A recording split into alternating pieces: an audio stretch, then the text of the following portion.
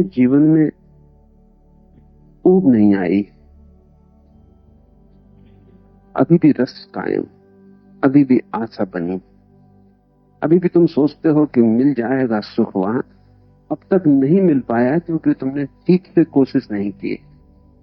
अब तक नहीं मिल पाया क्योंकि तुम धीमे धीमे चल रहे हो। अब तक नहीं मिल पाया कि दूसरे लोग चालाक हैं, वो तो पा रहे हैं, तुम सीधे साधे हो, तुम नहीं पा रहे। अभी तुम्हें ये नहीं दिखाई पड़ा कि वहां रस ही नहीं। चाहे तुम तेज चलो, चाहे धीमे, चाहे तुम चालाकी करो, चाहे मत करो, जहां रस नहीं है वहां रस पाया नहीं जा सकता। तुम रेत से तेल ना निचोड़ पाओगे। तुम आकाश कुसुम की तलाश में हो, वो फूल कहीं है ही नहीं। लेकिन ये तुम्हें कैसे दिखाई पड़े? ये मेरे कहने से दिखाई पड़ता तो बड़ी आसान बात। जिंदगी इतने आसान रास्ते नहीं मानी, ये तुम्हें अनुभव से देखना पड़े। तुम्हें पीड़ा से गुजरना ही होगा। तुम्हें उस सीमा तक जाना पड़ेगा जहां तुम्हारे सब सुख दुख हो जाएं।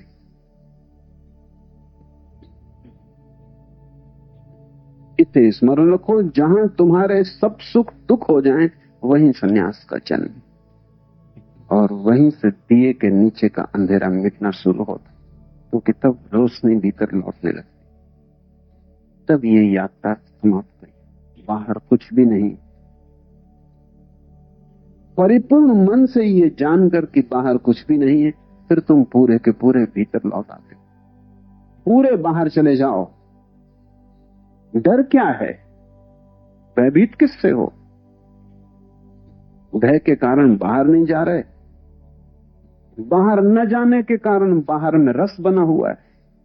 रस बना है तो आशा जगी, आशा जगी है तो भीतर न मुड़ पाओ। आधे आधे हो तुम सब जगह। तुम न मालूम कितनी नावों पे सवार हो। तुम सीढ़ी पे ऊपर भी जाना चाहते हो, नीचे भी जाना चाहते हो। तुमने एक पैर नीचे की तरफ रखा हुआ है, एक पैर ऊपर की तरफ रखा हुआ है। तुम्हारा जीवन बड़े व्यर्थ के संकट में अटका हुआ है।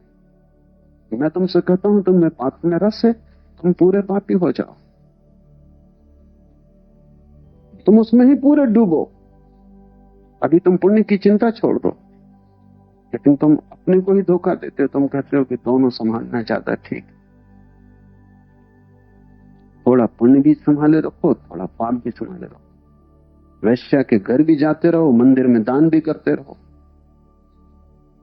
शराब भी पीते रहो, मंदिर में जाके कसने भी खाते रहो, संकल्प करते रहो कि अगले वर्ष सब कर लेंगे।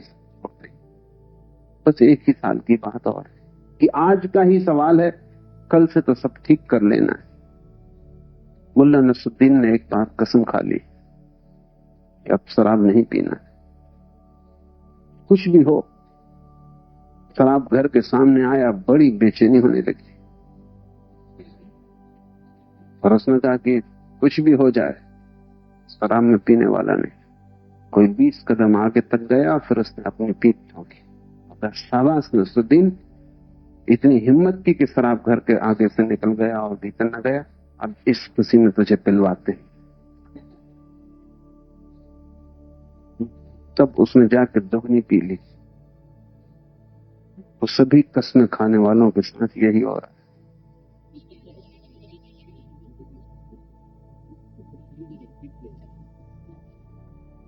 मंदिर में कसम खाते हो ब्रह्मचर्य की, उसी क्षण स्त्री इतनी सुंदर दिखाई पड़ने लगती जितनी कसम के पहले न।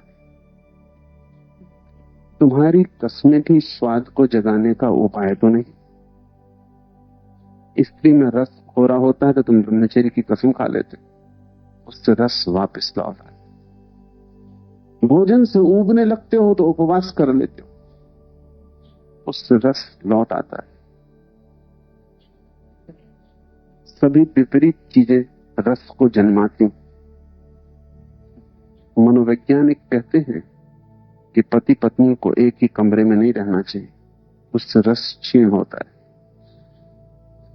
मनोवैज्ञानिक कहते हैं कि उन्हें 2 अलग कमरों में रहना चाहिए और 24 घंटे मिलना जुलना नहीं चाहिए, उससे रस क्षीण होता है। इसलिए पति पत्नी एक दूसरे से ऊब जाते, परेशान हो जाते। पत्नी को कभी कभी मायके चले जाना चाहिए, उससे रस वापस लौट आए। जिस चीज से तुम उबने लगो उससे विपरीत करने से स्वाद लौट आता है। तुम्हारा जीवन ऐसे ही है जैसे मिठाई खाने वाला नमकीन भी खाता है, नमकीन से मीठे का रस वापस लौट, विपरीत से जीभ साफ हो जाती। तुम भोजन करते हो और मैं देखता हूं इधर कि जो ज्यादा भोजन करने वाले लोग हैं अक्सर हो जाते, उन्होंने ज्यादा खा लिया, अब उपवास के सिवाय कुछ बचता भी नहीं करने को। उपवास से उनके खाने की वृत्ति फिर वापस लौट आती। बहुत कामी चित्त के लोग ब्रह्मचर्य में उत्सुक हो जाते हैं क्योंकि काम शिथिल हो जाता है, घबरा जाते हैं, ब्रह्मचर्य फिर से रस दे देता है। जैसे घड़ी का पेंडुलम बाएं से दाएं तरफ जाता है, दाएं से बाएं तरफ आता है, जब वो दाएं जा रहा है तब तुम्हें पता नहीं वो बाएं आने की शक्ति जुटा रहा है। इतनी लंबी झूल लेगा दाएं तरफ, उतनी लंबी झूल लेगा बाएं तरफ। तुम्हारा चित्त ऐसे ही द्वंद में भटकता है। तुम पूरे भाव से संसार को भोग लो, संसार से उचित मुक्त हो जाओ। संसार इतना व्यर्थ है, आश्चर्य है कि उसमें रस कायम कैसे रह जाता है।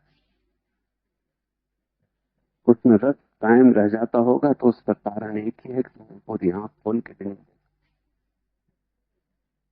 एक स्त्री ने जाके एक दिन पुलिस स्टेशन में रिपोर्ट लिखवाई, मेरे साथ बहुत अभद्र व्यवहार हुआ है, एक आदमी ने मुझे रास्ते में पकड़ लिया और मेरा चुंबन लिया। भरी दोपहरी बाजार खुला, दुकानों पे लोग काम कर रहे, सड़कें चलती फिरती। उन्होंने कहा कैसा आदमी था, उसका हुलिया लिखवाओ, कितना लंबा था, कैसे कपड़े पहने थे, कैसी शक्ल थी। उस स्त्री ने कहा कि ये मुझे कुछ नहीं। ने कहा हैरान किया तुमने, बड़ी दोपहरी अंधेरा नहीं, कोई आदमी ने तुम्हें पकड़ा, चुंबन लिया, और तुम ये भी ना देख पाई कि उसकी शक्ल कैसी, कपड़े क्या पहने, ऊंचाई लंबाई क्या है। तो बात यह है कि जब कोई मेरा चुंबन लेता तो मैं आंख बंद कर लेती।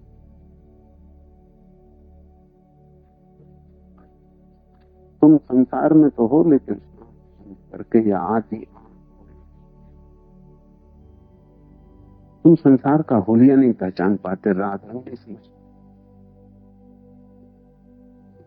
तुम हो तो संसार में लेकिन पूरे पूरे नहीं, और तुम सोचते हो कि ये तुम्हारी धार्मिकता है क्योंकि तुम पूरे पूरे नहीं। और जिस दिन तुम पूरे पूरे हो जाओगे उस दिन तुम हंसोगे कि कैसी मूर्खता है। संसार पाप नहीं है, अज्ञान है। इस बात को बहुत ठीक से समझ लो। मैं संसार को पाप नहीं कहता क्योंकि जिन जिन ने उसे पाप किया उन सब ने तुम्हारा रस बढ़ाया है। संसार पाप नहीं है, मूढ़ता है। इसलिए संसार को छोड़ना नहीं है, संसार को जानना है। संसार तुम्हारे त्याग से नहीं मिटेगा, त्याग से तो संसार का रस वापस लौट आएगा। जो खो गया रस वो फिर जीवित हो जाएगा। संसार त्याग से नहीं मिटेगा, संसार ज्ञान से मिटेगा। ये बहुत क्रांतिकारी फर्क है। संसार अगर पाप है तो उसे तोड़ने में तुम्हारा अहंकार बढ़ता है, जिससे तुम्हारा अहंकार बढ़ता है तुम उससे कैसे छूटो। मैं तुमसे कहता हूं कि संसार मूढ़ता है, उससे अहंकार बढ़ाने का कोई भी कारण नहीं, उससे तुम सिर्फ मूढ़ सिद्ध होते हो। उससे सिर्फ इतना ही पता चलता है कि तुमने आंख खोल के देखा भी नहीं कि संसार की हुलिया क्या है, धन क्या है, ये संसार क्या है। तुम पुलिस थाने में भला रिपोर्ट लिखाने पहुंच गए हो, तुम भला किसी सदगुरु के पास पहुंच गए हो, कहते हो छुटकारा दिलाओ इस संसार से, लेकिन कोई तुम्हें छुटकारा नहीं दिला सकता तुम्हारी खुली आंखों के अतिरिक्त। भरपूर नजर से देख लो, आंख बंद क्यों करते हो? और आंख बंद करने के पीछे जाल है। सबने समझाया है कि बेकार है, तुम्हारी खोपड़ी में ये विचार बैठ गए कि संसार बेकार है, क्या भोगना। जब तुम भोगते हो आंख बंद कर लेते हो, इसलिए पूरा भोग नहीं पाते। पूर्ण भोग त्याग बन जाता है। तुम्हें जिस चीज में रस हो तुम किसी की मत सुना, तुम उस रस को पूरा ही कर ले। जिस दिन तुम पूरा करोगे उस दिन तुम पाओगे कि तुम कैसी व्यर्थता में लगे थे। संसार व्यर्थ हो जाए, तत्क्षण अंतर यात्रा शुरू हो जाती। तब मिट्टी कर दी, अब बेकार हुआ। तब रोशनी सब तरफ गिरती, दिए के ऊंचे का अंधेरा मिटता है।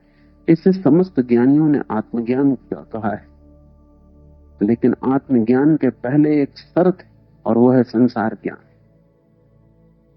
संसार एक विद्यापीठ है,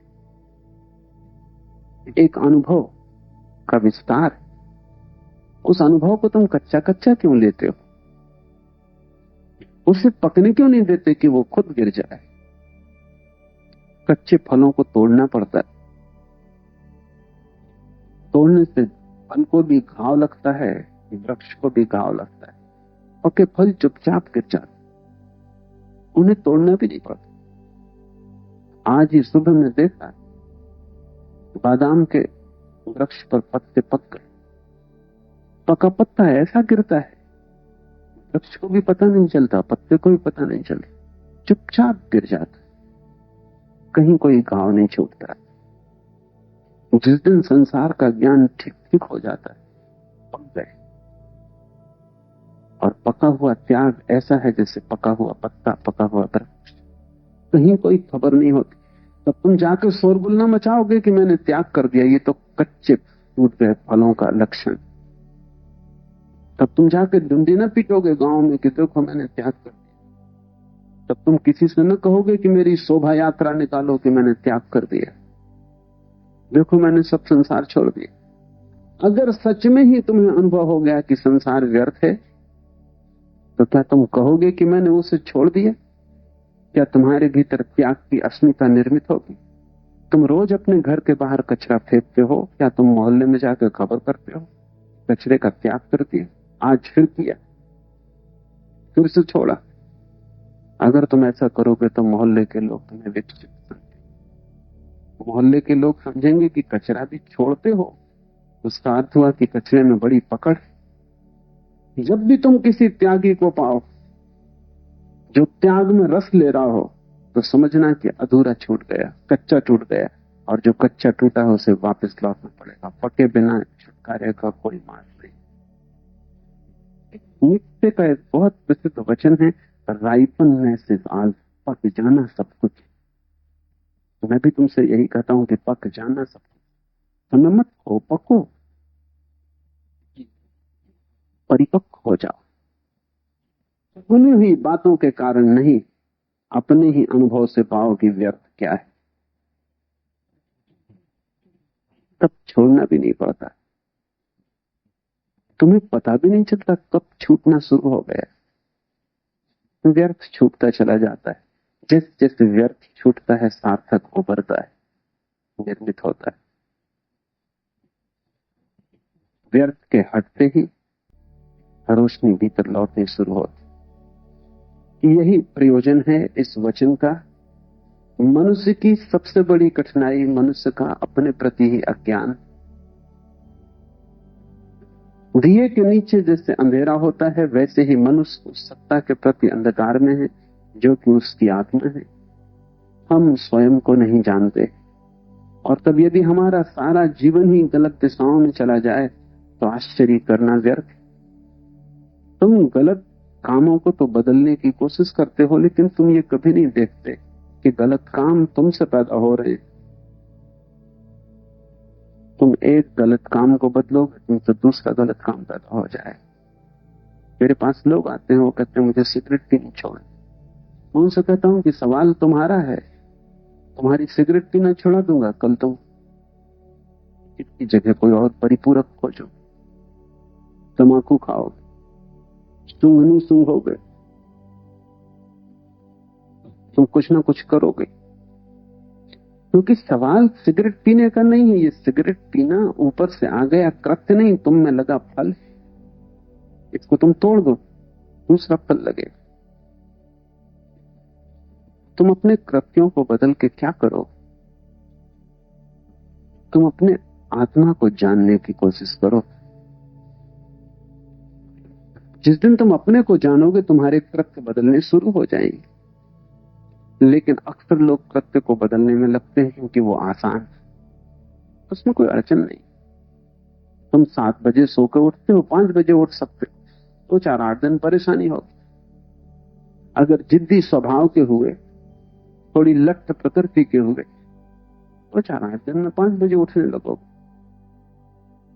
थोड़ी हठवादिता रही, दम्भी आदमी हुए, उठने लगोगे 5 बजे। लेकिन तुम ही तो उठोगे ना 5 बजे। 7 बजे तुम उठते थे, 5 बजे भी तुम ही उठोगे। जल्दी उठने से क्या फर्क हो जाएगा? लेकिन तुम सोचते हो जाएगा। मुल्ला नसरुद्दीन एक लड़की के प्रेम में थे।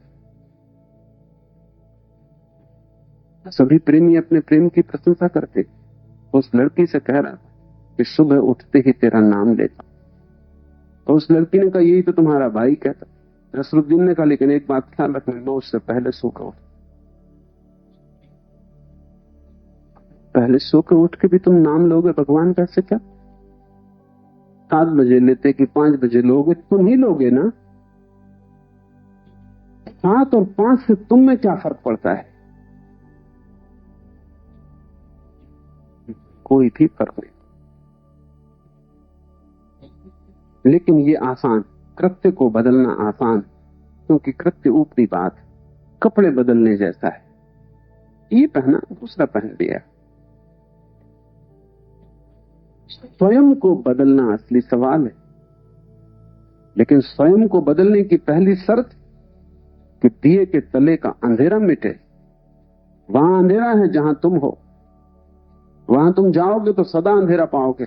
समस्त शास्त्र कहते हैं कि भीतर प्रवेश करके बड़े प्रकाश का अनुभव होता है, लेकिन तुम आंख बंद करो सिर्फ अंधेरा दिखाई पड़ेगा। ये कोई शाब्दिक बात नहीं है जो मैं कह रहा हूं कि दिया तले अंधेरा है।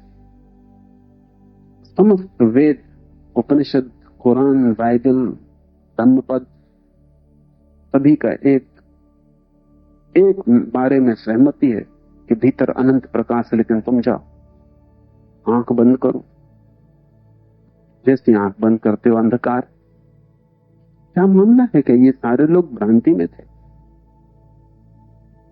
तुम जब भी आंख बंद करते हो अंधेरा, और ये सब चिल्लाए चले जाते हैं। अलग अलग देशों में पैदा हुए लोग, अलग अलग समयों में, एक दूसरे से कोई संबंध भी नहीं, एक दूसरे से सीखने का उपाय भी नहीं, लेकिन समस्त शास्त्र कहते हैं कि भीतर परम प्रकाश। थोड़ा सोचना कि क्या होगा कारण। परम प्रकाश भीतर है, लेकिन अभी तुम जहां खड़े हो वहां अंधेरा पड़ता है। अभी तुम्हारी सारी रोशनी बाहर जा रही, भीतर कुछ भी नहीं बचती। अभी तुम ऐसे हो कि सारी गंगा सागर की तरफ बही जा रही, गंगोत्री में कुछ नहीं बचता।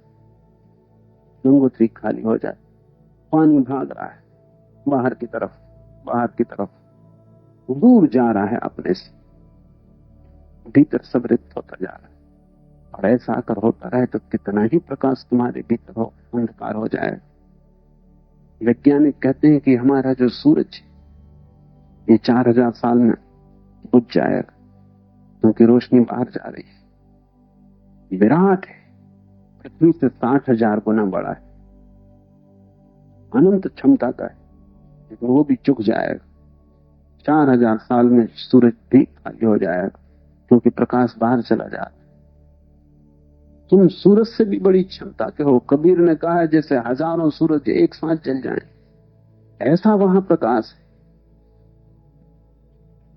लेकिन वो भी चुका देते हो। बाहर बाहर बाहर खाली होते जाते। जैसे जैसे खाली होते हो वैसे वैसे दीनता लगती। बच्चे को देखो, बड़े भाव से भरा हुआ पैदा हो, जैसे सम्राट। और बूढ़े को देखो, हारा टूट गया।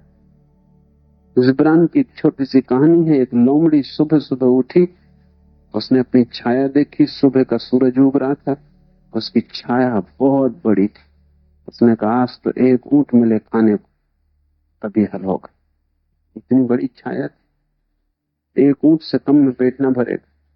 फिर दोपहर तक उसने ऊंट की तलाश की, अब लोमड़ी को कहीं ऊंट मिले और मिल भी जाए तो लोमड़ी करेगी क्या? लेकिन दोपहर तक भूखी हो गई, थक गई, फिर उसने दोबारा नीचे छाया की तरफ देखा, सूरज सिर पे आ गया। अब छाया बहुत छोटी पड़ रही थी। उसने कहा कि अब एक चींटी भी मिल जाए तो भी काफी। सभी बच्चे ऐसे भरे हुए पैदा होते, सुबह छाया बड़ी लंबी पड़, बूढ़े होते होते पड़ जाता है। ऊंट की आशा लेके चलते हैं, चींटी भी मिलती नहीं। अब तो एक चींटी भी मिल जाए तो बहुत है। सुबह ऊंट भी मिलने से काम चलने वाला नहीं। सभी बच्चे बड़ी महत्वाकांक्षा लेके संसार में चलते हैं और सभी बूढ़े सिर्फ टूटे हुए खिलौने लेकर समाप्त होते हैं। सब सपने पैरों तले धुंधे हुए, सब इंद्रधनुष टूटे हुए। बूढ़े की असली पीड़ा न तो बुढ़ापा है न मृत्यु। बूढ़े की असली पीड़ा है सब सपनों का टूट जाना, सब महत्वाकांक्षाएं व्यर्थ सिद्ध हुई। जो भी पाना चाहा वो व्यर्थ गया, मिला तो भी व्यर्थ गया, ना मिला तो भी व्यर्थ गया। जीवन बड़ा अनूठा है, यहाँ सभी हार जाते हैं, जीतता यहाँ कोई भी नहीं। जो जीते हुए दिखाई पड़ते हैं वे भी हार जाते हैं, जो हारे हुए हैं वे तो हारे हुए हैं। यहाँ पराजित और विजेता सब बराबर हो जाते हैं। मृत्यु जैसी समाजवादी और कोई घटना नहीं, वो बिल्कुल परम साम्यवादी, सबको बराबर कर देती, सब लिखा पढ़ा साफ हो जाए। जैसे जैसे जीवन उतरने लगता है वैसे वैसे लगता है सब व्यर्थ गया। इसके पहले अगर तुम सजग हो जाओ कि जीवन का स्वभाव ही व्यर्थ जाना, बाहर तुम संपदा को पा ही ना सकोगे, और तुम जो भी खोजोगे अगर भीतर तुम गलत हो तो तुम्हारी खोज गलत हो। यात्रा पथों का सवाल नहीं है, यात्री का सवाल है। मुझसे लोग पूछते हैं कि सही मार्ग क्या है। मुझसे कहता हूं तुम मार्ग की फिक्र छोड़ो, सही यात्री गलत मार्ग से भी पहुंच जाएगा, और गलत यात्री सही मार्ग पर भी क्या करेगा। तुम्हारी आंख में अगर नशा हो तो तुम जो भी देखोगे, जहां भी देखोगे, सब गलत होगा। मुल्ला नसरुद्दीन और उसका जुड़वा भाई, दोनों का जन्मदिन था, तो दोनों ने सोचा जाएं किसी होटल में, खाएं पिए मौज करें। दोनों ने एक से कपड़े पहने, एक से टाई लगाई, एक से रंग का कोट, एक से जूता, एक से रुमाल खोसा। दोनों पहुंचे, मिठाई खाई, भोजन किया, शराब गृह में पहुंचे। एक से गिलासों में एक सी शराब बुलाई। एक शराबी सामने बैठा, आंखें मीर मीर के उनको देखने लगा।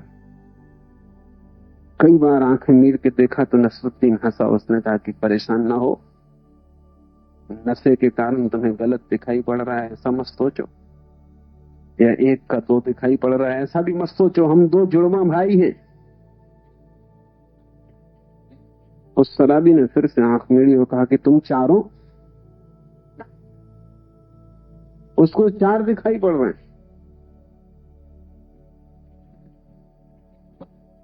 तुम्हारी आंख में अगर मोह, तुम जहां भी देखोगे वहीं संसार है। संसार नहीं है सवाल, मोह सवाल। तुम परमात्मा को भी देखोगे वहां भी संसार दिखाई पड़े। तुम्हारी आंख से मोह खो जाए, तुम जहां भी देखोगे पाओगे परमात्मा है। असली सवाल क्या है ये नहीं है बाहर, असली सवाल कौन है भीतर। किस रास्ते से जाते हो, व्यर्थ। हिंदू की, मुसलमान की, ईसाई की, बौद्ध की, जैन, सब व्यर्थ। रास्ता सवाल नहीं, यात्री सवाल है। तुम हो असली सवाल। और तुम्हारी दो स्थितियां हैं, एक तो स्थिति है कि प्रकाश बाहर जाता हुआ भीतर अंधेरा, और दूसरी स्थिति है प्रकाश भीतर आता हुआ और भीतर कोई अंधेरा नहीं। जिस दिन तुम भीतर प्रकाश से भर जाते हो उस दिन तुम जहां भी जाओगे वहीं प्रकाश, उस दिन तुम जहां भी जाओगे वहीं परमात्मा है, उस दिन तुम जहां देखोगे वहीं ब्रह्म, उस दिन तुम जहां झांकोगे वहीं उसे पाओगे। जीसस ने कहा है तोड़ो लकड़ी को और पाओगे तुम मुझे, उठाओ पत्थर को नहीं छिपाओ। लेकिन ये किसके लिए कहा है? तुम लकड़ी तोड़ोगे ईश्वर को पाओगे? कुछ भी ना पाओगे, लकड़ी और टूट गई। पत्थर उठाओगे ईश्वर को दबा हुआ पाओगे? असंभव। तुम जहां भी जाओगे जो तुम्हारी दशा है उसी की प्रतिध्वनि पाओगे। संसार दर्पण, तुम अपने को ही देखोगे और कुछ देखने का उपाय नहीं। और दर्पण को तोड़ने में मत लग जाओ, उससे कोई फर्क न पड़ेगा। मैंने सुना है एक कुरूप स्त्री थी, वो जहां भी दर्पण देखती तोड़ देती। लोग उससे पूछते कि ऐसा तू क्यों करती, तो वो कहती क्योंकि दर्पण के कारण मैं कुरूप हो जाती। दर्पण किसी को कुरूप नहीं करते, दर्पण तो वही झलका देते हैं जो तुम हो। तुम्हारे सब संबंध, पत्नी पति बेटे पिता मां मित्र शत्रु समाज संसार, तुम्ही को झलकाता है सभी दर्पण। जहां जहां तुम देखते हो कुरूपता, वहीं से तुम भागते हो, दर्पण तोड़ते हो। दर्पण तोड़ने से क्या होगा? अपने को बदलो। लेकिन अपने को बदलने का स्मरण ही तब आता है जब रोशनी भीतर की तरफ जानी शुरू हो जाती। दो यात्राएं हैं प्रकाश की, या बाहर की तरफ या भीतर की तरफ। और जो गहनतम घटना घटती है वो ये कि जैसे ही प्रकाश भीतर आना शुरू होता है, जैसे तुम आंख बंद करते हो और ध्यान भीतर आता है। कब आएगा ध्यान भीतर? जब बाहर कोई वासना ना हो। वासना ध्यान को आकर्षित करती, वो ध्यान का ऑब्जेक्ट, विषय वस्तु बन जाती। उपवास करो, भोजन पे ध्यान जाएगा। कभी नहीं जाता था भोजन पे, उपवास के दिन भोजन पे जाएगा। मंदिर में बैठो, ध्यान दुकान पे जाएगा। क्यों ऐसा होता?